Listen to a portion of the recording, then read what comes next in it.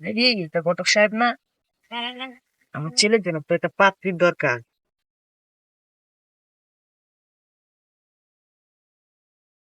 এই দাঁড়ান দাঁড়ান ঘটক সাহেব দাঁড়ান, আমার ছেলের জন্য ভালো একটা পাত্রীর দরকার।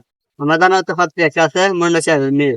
পাঁচটা ভালো আছে, ভালো শিক্ষিত, প্রচুর লম্বা আছে, সে আর যদি সব লাগে। তাহলে কালকে মেয়ের বাবাকে নিয়ে আমাদের বাড়ি চলে আসবো। আচ্ছা ঠিক আছে। দাঁড়ান দাঁড়ান, ছেলে যদি ভালো না হয় মেয়ে কিন্তু আমার বিয়ে দিব না। আচ্ছা ঠিক আছে।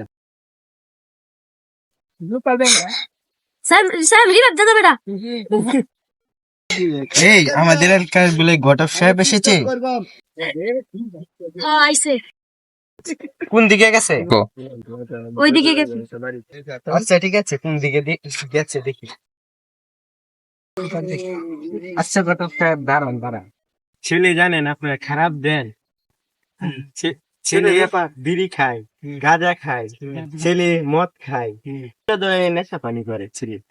আর রাত্রি হলে মাঝে মাঝে চুরি উপায়। আরে টান টান। ছেলে দুইটা র্যাপ কেসের আসামি। আরো ছেলে ধরেন মেয়ে দেখলে রাস্তা দিয়া হাইটে হাইটে মেয়েদের সিঁড়ি দেয়। তোর বিয়ে জানা যাইতেছি, তোর মেয়ে দেখে জানা। আগে বলবেন না।